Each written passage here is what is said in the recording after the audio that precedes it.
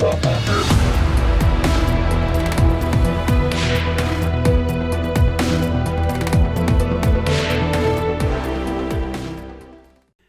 entretiens des patriotes, bonjour à tous. Commission LR, l'idéologie trans a-t-elle pénétré le petit cercle élyséen? Avant de répondre à cette question et traiter de nombreux sujets d'actualité, vous connaissez la coutume sur cette chaîne, je débute toujours mon entretien par remercier ceux qui m'ont permis de le faire, car ils m'ont financé à l'aide des merci rémunérateurs. Et aujourd'hui sont à l'honneur des fidèles parmi les fidèles, Daniel Dumont, Luc Delion, Emmanuel Dimbre, Philippe Bohen, Caroline Bondou, Anne Lumière, Gilles Noureau, ma chère Monique Leblanc.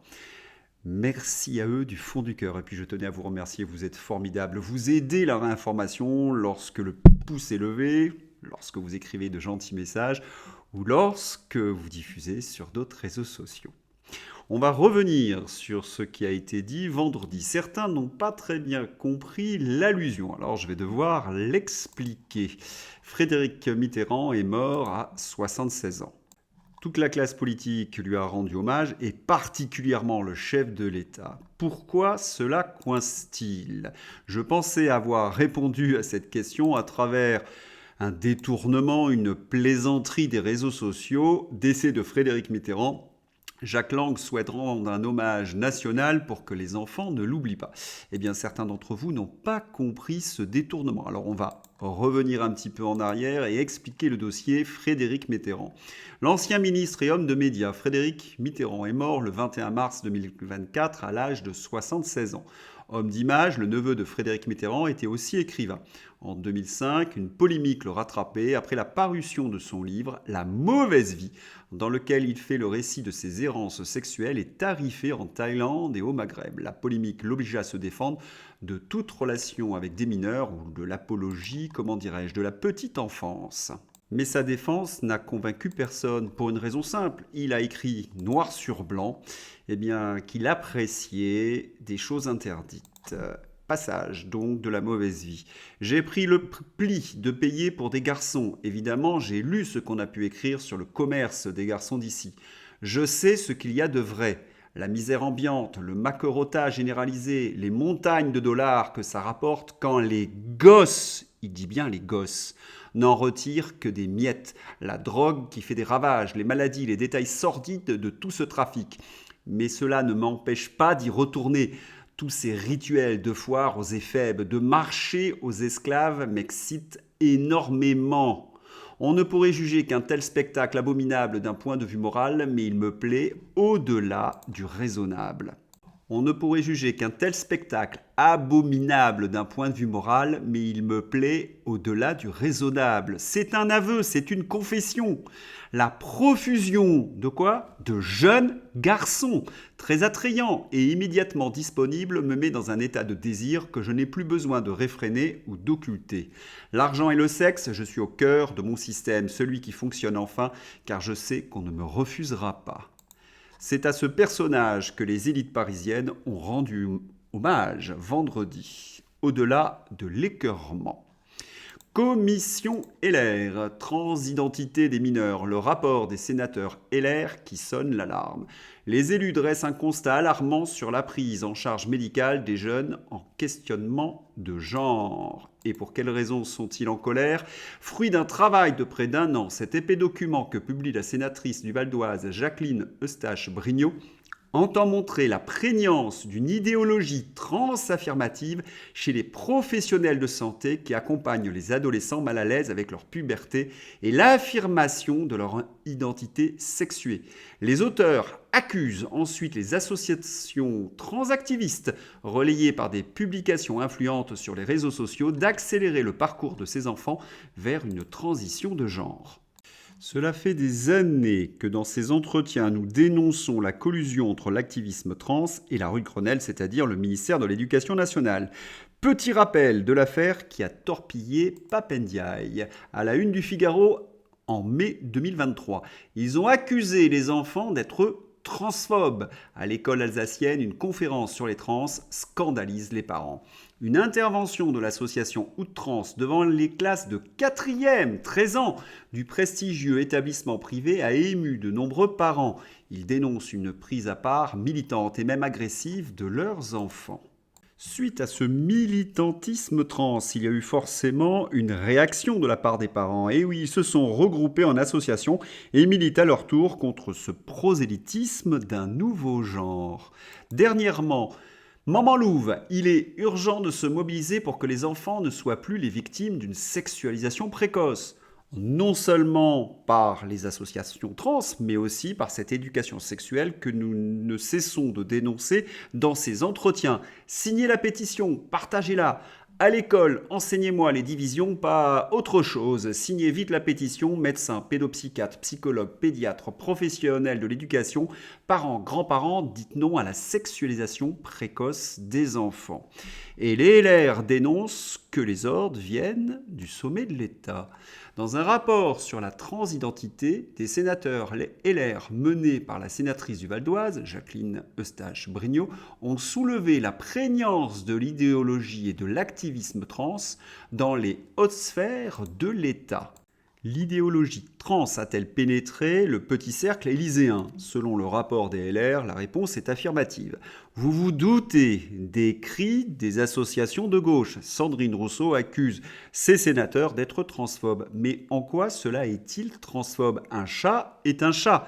Emmanuel Macron a bien nommé Pape Ndiaye. Pape Ndiaye a bien fait en sorte de faire du prosélytisme LGBT trans. Ce sont des faits.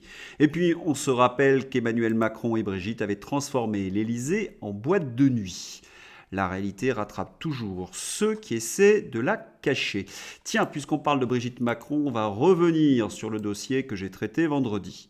Par ailleurs, j'ai été agressé par de nombreux trolls macronistes. Leur message, il est simple, pas touche à Brigitte. C'est quand même bizarre de jouer les avocats de l'épouse du président. Qu'est-ce qu'ils apprécient chez Brigitte? Est-ce que ce sont les amours interdites entre un professeur de 40 ans et un élève de 14? Est-ce que ce sont des lecteurs assidus de Frédéric Mitterrand et de Gabriel Maznev? Allez savoir. Mais d'un autre côté, on comprend leur rage. Bibi, c'est la pièce maîtresse de l'échiquier électoral macroniste. C'est elle qui a fait gagner Emmanuel Macron en 2017. C'est elle qui est chargée de ramener 2 ou 3%. Et oui, ces lecteurs de la presse people, ceux qui pourraient voter pour les macronistes. C'est ce qui explique le reportage du Figaro Madame. Il faut transformer de nouveau Brigitte Macron en objet de désir. Il faut travestir la réalité de ce qu'est réellement Brigitte Macron. Parce que la réalité, c'est cela. Il y a quand même une grande différence. Et puis, autre moyen pour gagner les élections européenne, vous la connaissez, Emmanuel Macron l'utilise à chaque fois, la censure. Incroyable pour cette une, il est parti et nous, on est toujours là, du jeudi 21 mars, le directeur de la rédaction du journal La Provence est mis à pied une semaine. On est en dictature ou quoi? Honte totale au régime de Macron-Neschkou. Et oui, Emmanuel Macron ne se cache plus, il veut contrôler toute la pièce. Et on peut s'étonner de voir de telles pratiques avoir cours au moment où se tiennent les états généraux de l'information. Alors, Christophe Deloire, on s'agite un peu, limogeage du rédacteur en chef de La Provence pour crime de lèse-majesté par l'oligarque macroniste Rodolphe Saadé. Le silence de Deloire et de Reporters sans frontières interroge. Oui, on connaît la réponse, Deloire, on sait pour qui il travaille. Résumé par Fakir. Macron monte une grossière opération de com sur la drogue. La Provence donne la parole aux habitants qui constatent que rien n'a changé. Le proprio de la Provence, Rodolphe Saadé, milliardaire et copain de Macron, met à pied le directeur de la rédaction. C'est toute la Macronie. Je vais me répéter, Emmanuel Macron aurait dû quitter la présidence de la République il y a fort longtemps. S'il est toujours en place, c'est qu'il est tenu à bout de bras par tous ces oligarques macronistes. Russie-Ukraine, des révélations dans la presse européenne. Ministre polonais des Affaires étrangères, les États-Unis connaissaient à l'avance le sabotage de Nord Stream. Washington était au courant des plans pour faire sauter les pipelines Nord Stream, affirme le ministre des Affaires étrangères polonais Sikorski. Et on trouve ces articles un peu partout.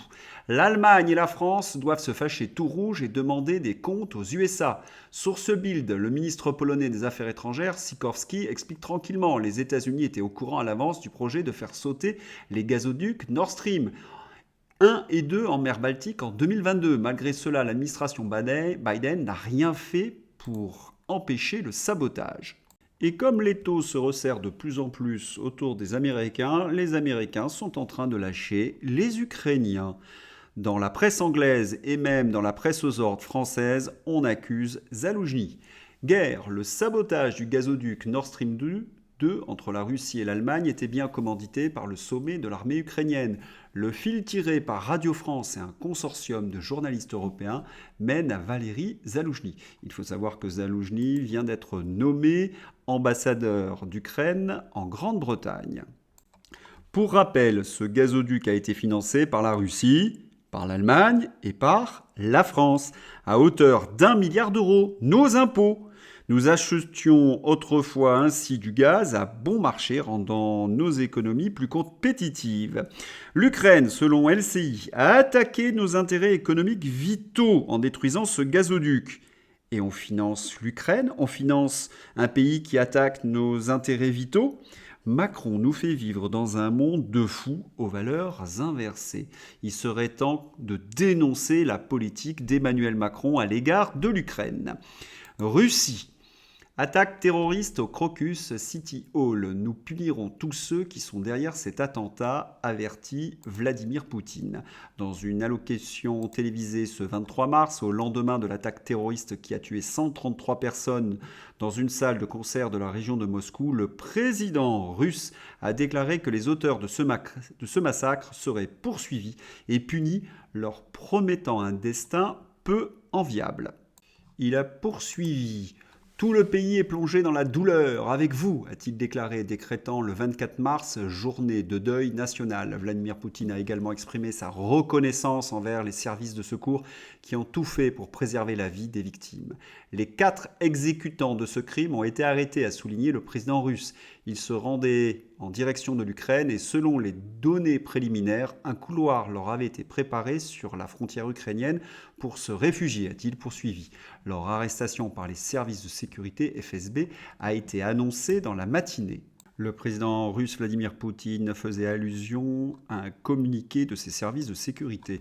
Selon le FSB, les terroristes avaient des contacts établis du côté ukrainien. Après avoir commis l'attentat, les criminels ont tenté de s'enfuir en voiture vers la frontière russo-ukrainienne, stipule encore le document. Selon le FSB, ils avaient des contacts établis du côté ukrainien. Je voudrais présenter aux familles des victimes de cet attentat et à l'ensemble du peuple russe toutes nos condoléances, avec qui nous partageons bien évidemment la douleur. Toutes nos prières vous accompagnent. Quant au côté ukrainien, il réfute les accusations russes. Je vous mets la vidéo dans ma description et vous pourrez constater, comme le souligne Philippe Murer, un étrange langage corporel. À quoi cela peut-il être dû? Je vous laisse seul juge. Cette histoire de Moscou me rappelle qu'à chaque fois que la Russie est dans une phase positive, il y a des attaques de ce type, comme s'il y avait une symétrie. Autrement dit, il faut casser l'image triomphale de la Russie. On se rappelle par exemple que lorsque les premières offensives ukrainiennes contre l'armée russe ont été stoppées, même anéanties, on a eu Prigojine. Lorsque l'armée russe avait de bonnes nouvelles, il y avait des attentats, par exemple, sur le sol russe, à Belgorod. À chaque fois que la Russie est dans une phase positive, eh bien, il y a une communication plus ou moins terroriste. C'est ce que nous disait d'ailleurs Xavier dans de nombreuses vidéos. Est-ce qu'il s'agit pour l'Ukraine, selon les accusations de Moscou, de rallumer une guerre religieuse au sein de la Russie? C'est une hypothèse qui, à mon avis, il ne faut pas laisser de côté. L'objectif était-il d'ouvrir un second front dans le sud de la Russie, enflammer les guerres religieuses? Cela y ressemble fort. C'est pour cette raison que le président Vladimir Poutine n'est pas tombé dans le piège. Il a bien montré d'où venait le coup.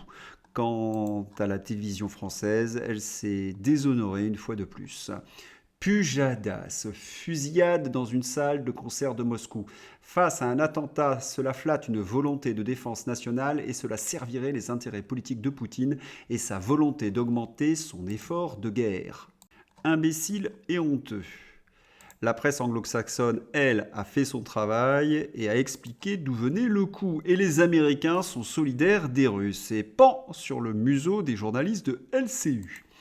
La Maison-Blanche s'est dite aux côtés des victimes de la terrible attaque, tout en ajoutant que les USA avaient mis en garde la Russie en mars contre une attaque terroriste susceptible de viser de grands rassemblements à Moscou.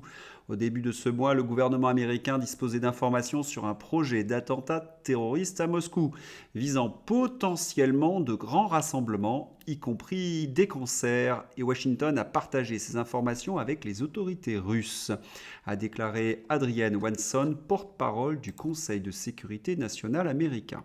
Ce communiqué de la Maison-Blanche a ridiculisé définitivement les journalistes de LCU. Et on se rappelle que les anglo-saxons sont en train de désigner Zaloujny comme le responsable des attentats contre le gazoduc. Cela commence à faire beaucoup. D'autant plus que Salvini accuse Emmanuel Macron d'être un danger. Ukraine, les propos d'Emmanuel Macron sont un danger pour l'Europe, affirme Salvini. Et il n'est pas le seul, puisque les Allemands pensent de même. Emmanuel Macron de plus en plus isolé au sein de l'Union européenne.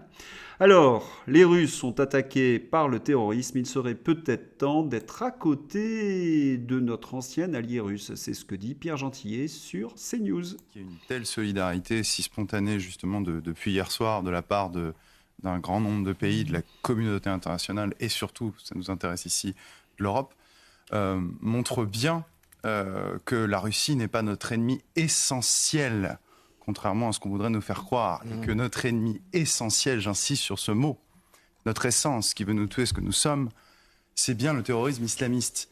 Et sur ce point, la Russie a été un adversaire acharné, en particulier en Syrie, de cette tumeur islamiste.